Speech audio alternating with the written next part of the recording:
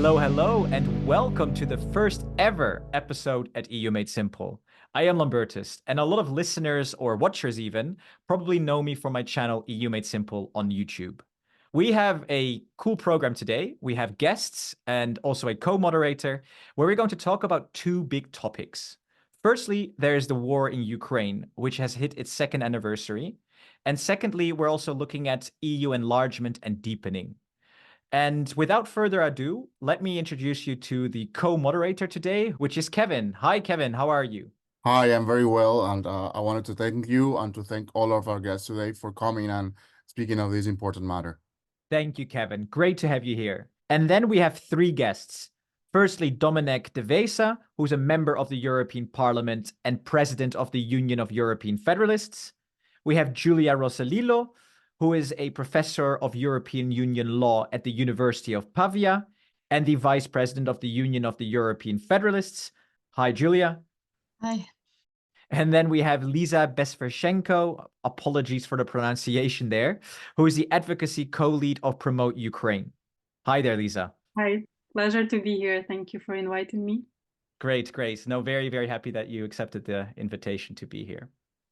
All right, so we're going to jump straight in, and we're going to start with with Kevin. I think you're going to take on the Ukraine topic.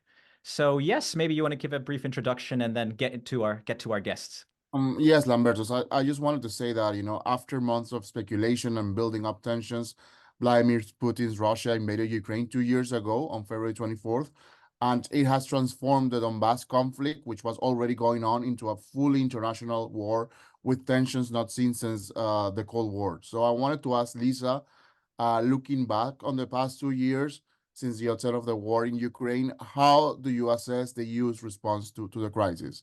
Has Europe been there for Ukraine?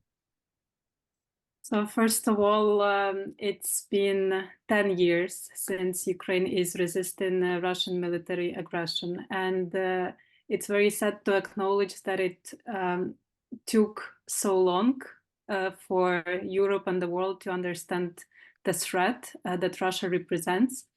But indeed, the 24th of February in 2022 was a major wake-up call for the European Union.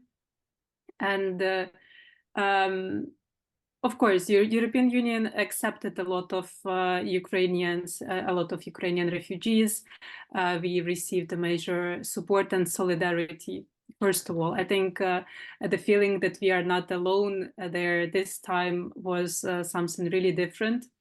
I think for the EU, it was challenging. It is still very challenging to support Ukraine because of the nature of the EU and the member states. We see that it's not very coherent inside.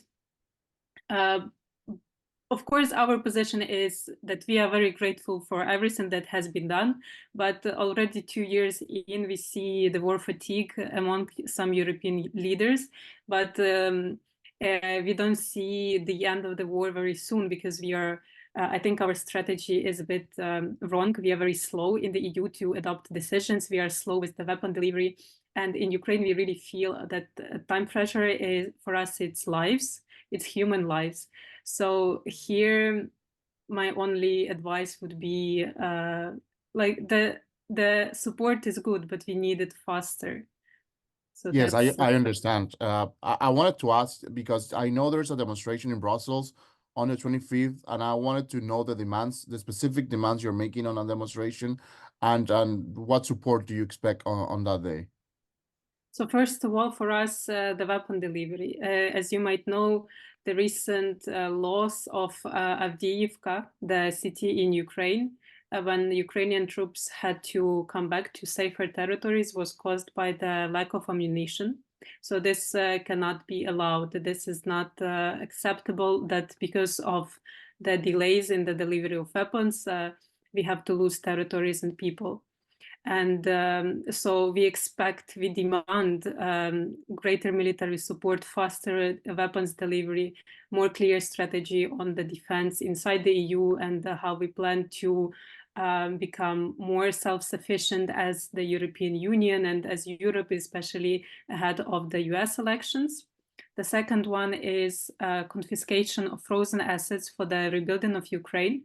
There is a lot of debate going on why it's legally not possible, how it should be implemented. But for us, it's clear that the European Union doesn't have, infinite resources where to get money to support Ukraine, and confiscation of Russian assets is something that is very just. It's very fair to do it. It is in the scope of the international law, and we don't. Personally, I'm very skeptical that Russia will be paying reparations. So this is one of the tools where we can get Russia pay for the damage it's done. And the third one is stronger sanctions against Russia. Sanctions are very long-term and slow tool. It is very needed. It is efficient, but it is very slow. And still, even though we talk a lot about European energy independence, still we are not that independent. Still we trade LNG with Russia. Belgium increased the trade. Belgium, France, increased the trade with Russia in liquefied natural gas. Belgium trades diamonds, which is a lot of money. There is oil, there is steel, there is still Russian aluminum that is in the EU. So there is still a lot to be done. Thank you, Lisa. I wanted to ask Julia about the specifics of the Ukraine accession. We know it's right now in negotiations, and we wanted to know what's the next steps. What's the immediate actions and hurdles that you foresee in this process? Thank you for inviting me in this podcast.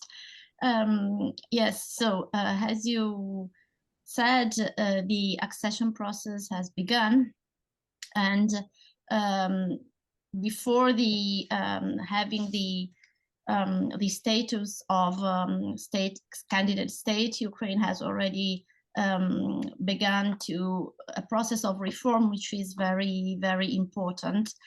And so a process to have the criteria, the political, economical, and capacity of implement the EU acquis, which are necessary for a membership of the European Union.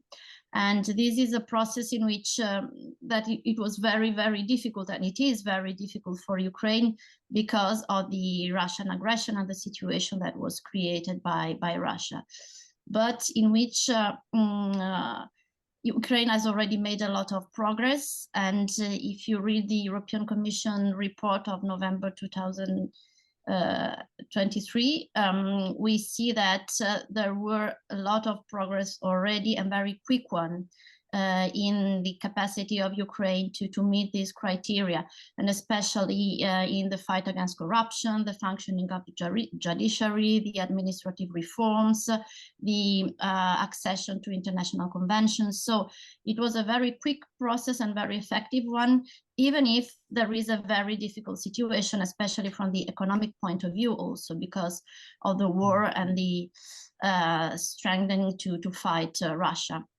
So the positive element is this one. So the fact that there is this very strong attempt of Ukraine to meet this criteria, to negotiate with the Commission on every chapter of the EU acquis. And this is a very positive element, and also the let's say the demonstration of the fact that the attractive force of the EU is very strong, and that the democratic model has still a very strong force of attraction against authoritarian models that are now in many states of the world.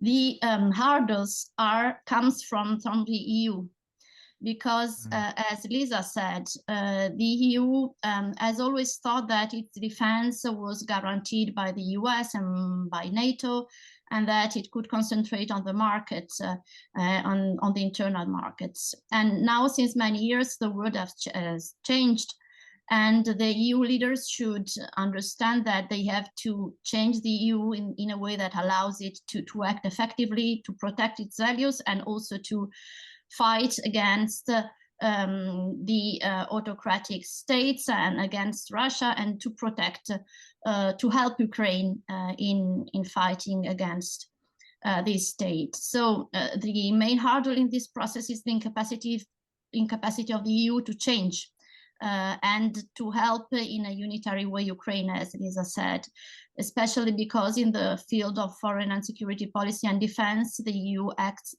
still by unanimity, and the European Parliament is not involved in the decision-making process. And so there's a very big weakness by the European Union in this field.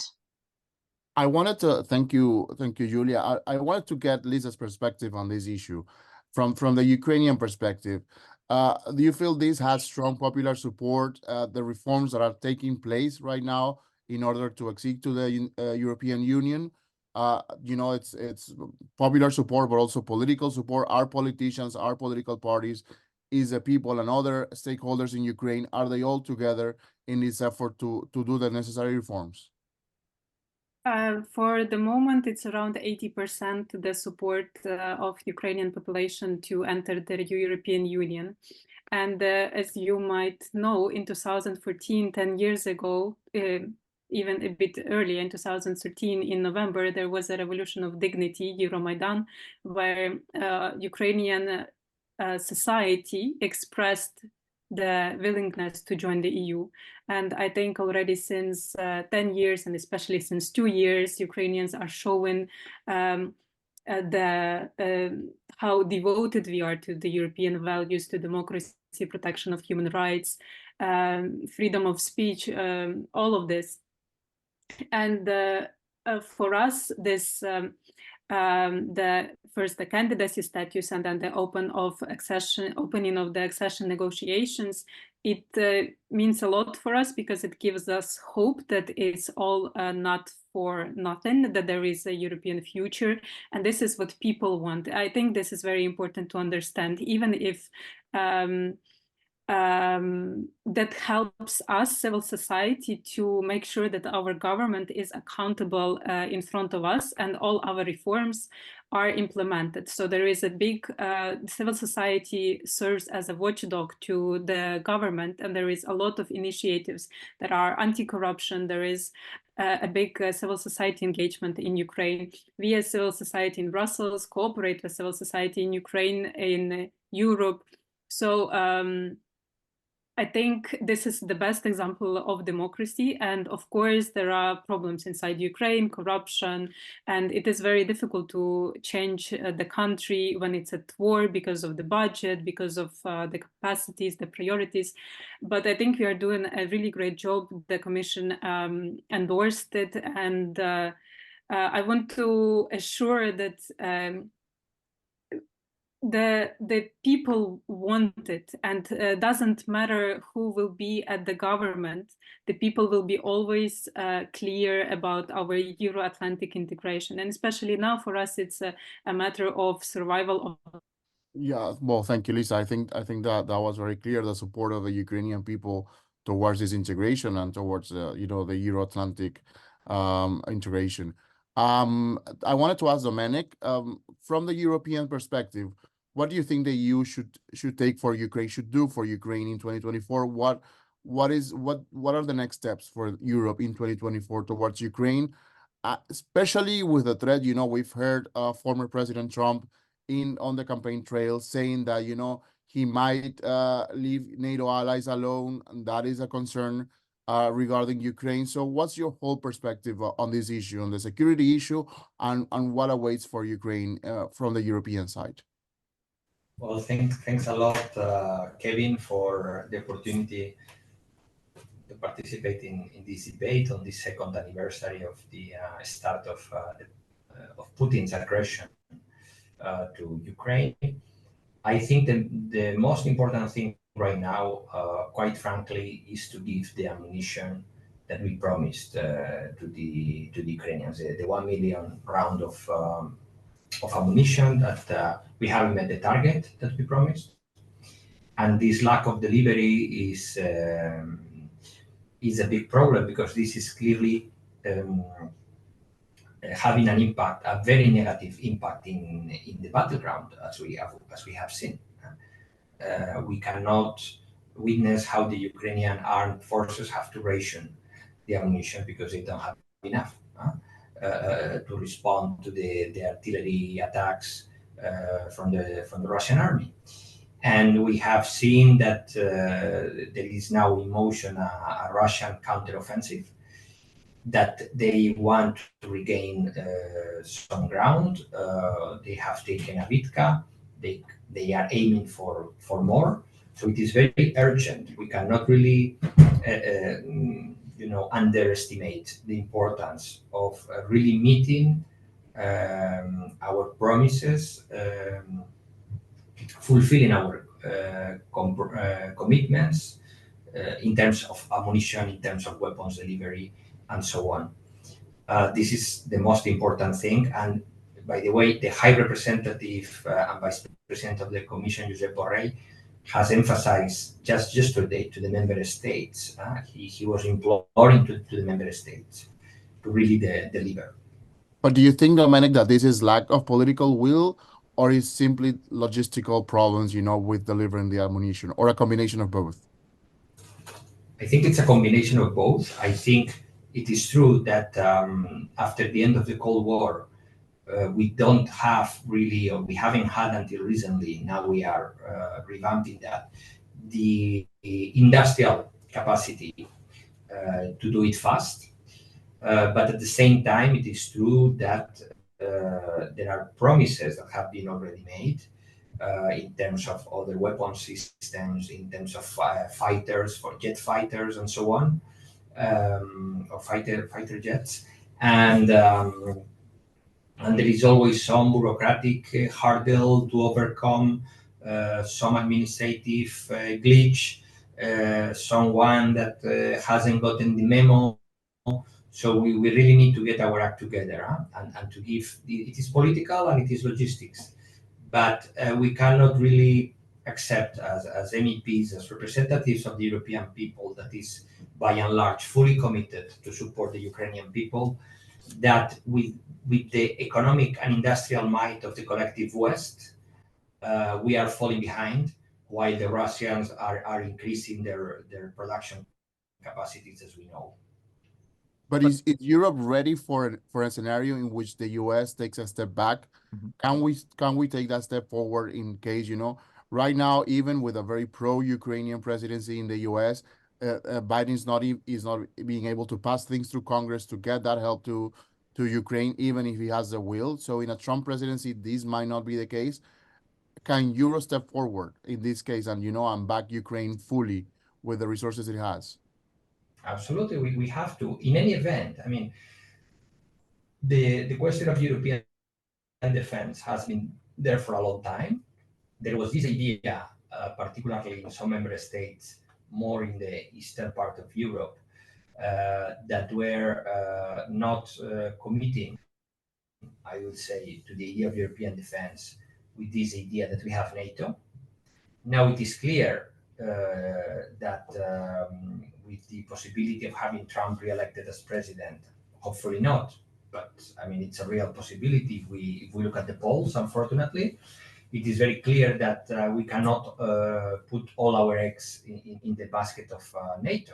And this was also not a good idea even in normal times, because even with a normal president in the US, so to speak, you cannot think, or you should not think, that every crisis that happens in our neighborhood has to be resolved by the Americans, or with the involvement of the Americans. There will be cases.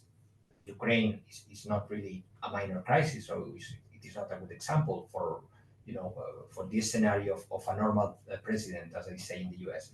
But we can have a problem in the Balkans, for instance, and like we had in the 1990s, and the US may not be inclined to intervene, or the US may be dealing with a crisis, in the South China Sea at the same time. So we need to have also our own capabilities, and now with the political developments in the US, this is only driving this point home. But we need it in any event. I think this connects to what Lambert is going to ask you, related to the expansion and the enlargement of the EU and the reform, which I know is a topic that you deeply care about, Dominic, that you have been advocating for and fighting for. So I think it's I give it the word to you, Lambertus, because I think this is an important topic, and we can connect both things. So Yeah, it's no, Lambertus. exactly. I was about to say the same thing. Exactly. So accession and EU enlargement and deepening. That's the second topic of our podcast today. And we have currently, I think, 9 candidate states that want to join the EU, including Ukraine, of course. And my real question, I think, is first to maybe you, Julia, before, of course, going back to you, Dominic, on another topic, is the EU has never really faced new members that want to join the EU that are in conflict, at least not in a conflict as big as the one we see in Ukraine. And how do you see, or how should the EU handle with this unique situation? Is it even possible for Ukraine to join before the war is over? Okay. Can you repeat the question?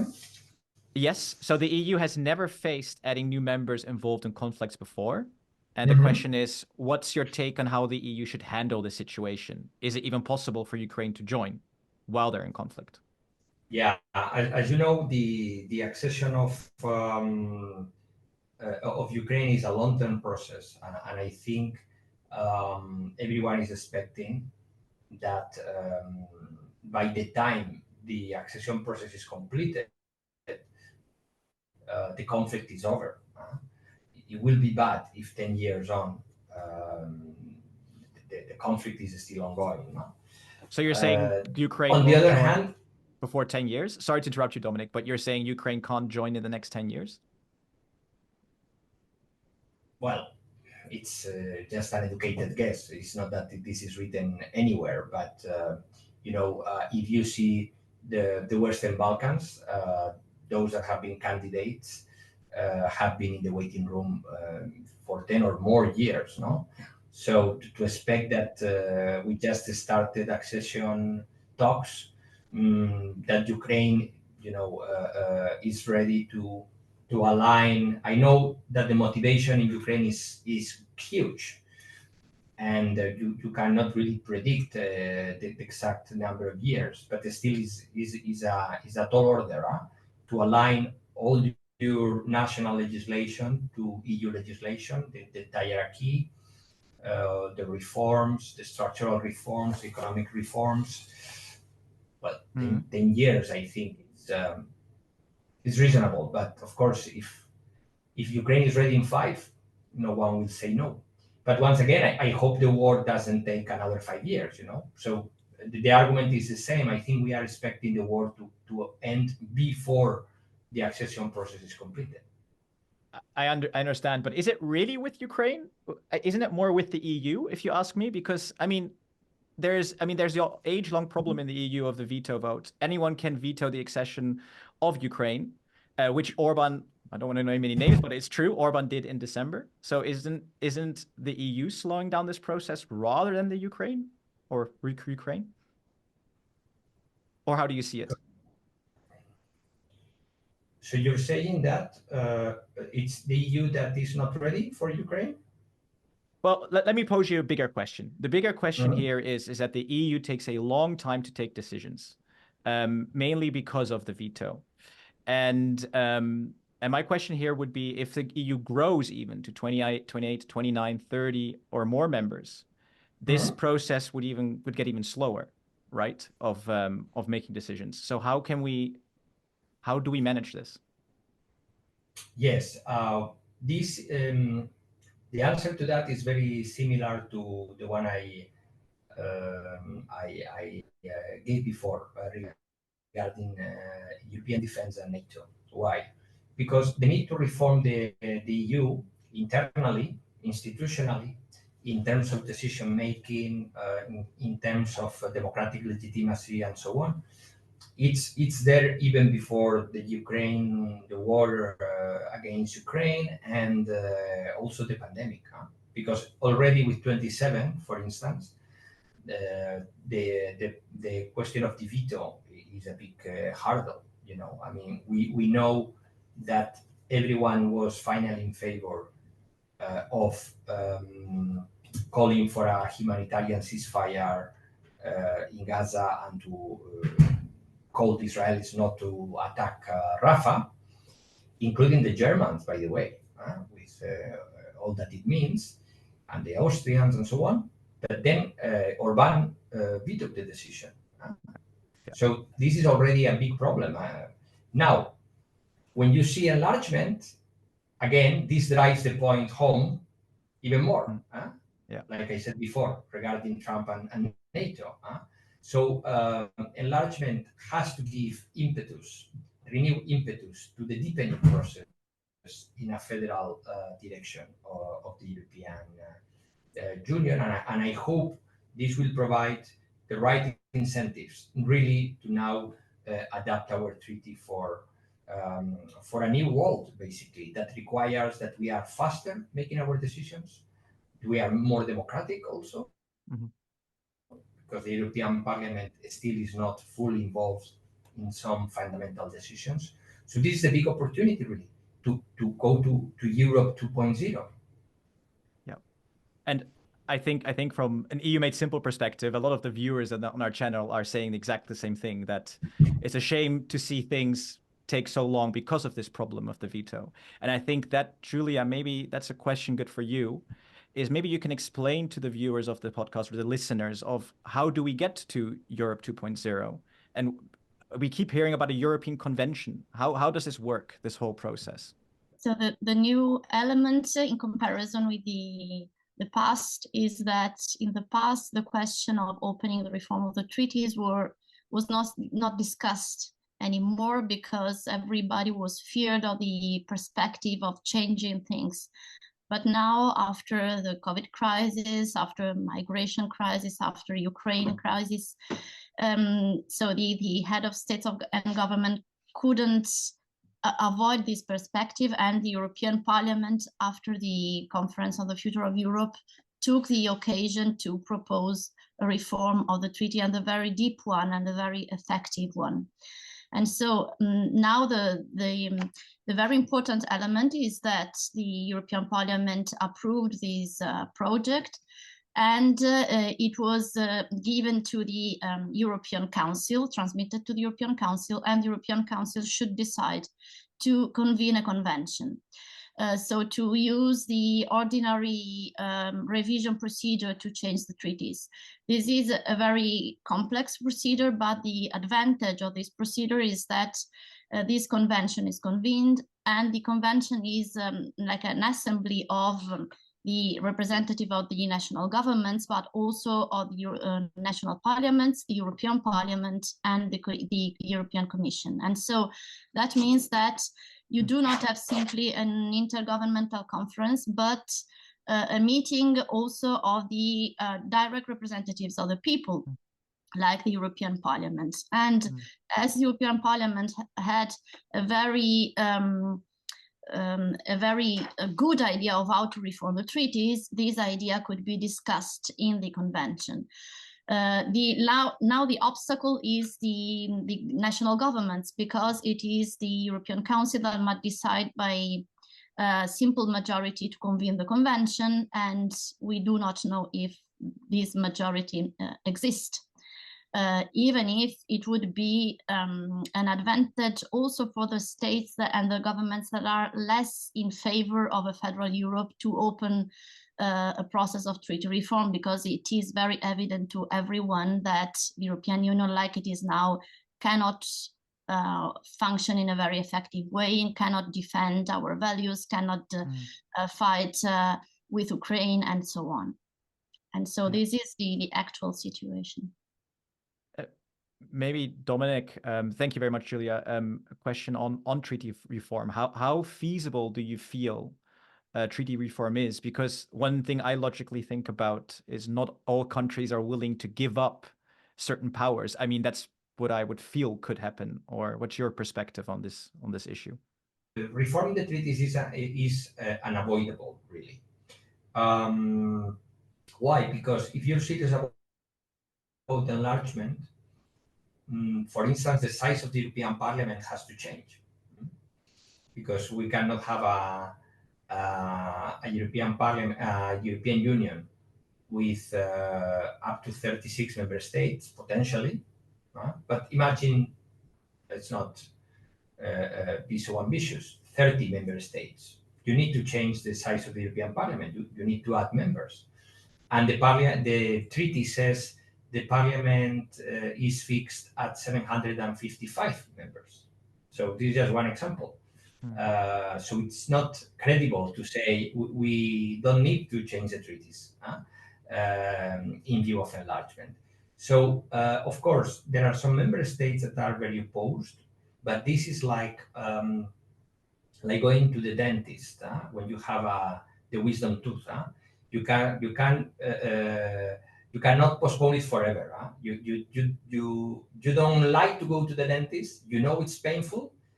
You delay it as much as you can, but in the end, you know you have to go. Yeah. Okay. Great. Is there anything else anyone wants to mention in the podcast? We're already over time. So Kevin, is there anything else you have that you'd like to cover, or anything from our guests? Then any last words? Yes, I have a message to our listeners, to our viewers, because it's the European elections coming up in June, and I want to ask to, when making a decision, please think about Ukraine, and I hope that Europeans will show that Europe stands with Ukraine as long until Ukraine wins. And please make sure to vote for those who have Ukraine on the agenda and protect Ukrainians, both in Ukraine and in the European Union. That's my message. Definitely. Also from our side, of course, everyone should definitely go and vote. Let's get up the 50% that we had last time to a higher percentage in Europe of people that turned out for voting. Thank you very much, everyone, and see you around. See you next time. Thank Bye-bye. you. Bye-bye. Bye.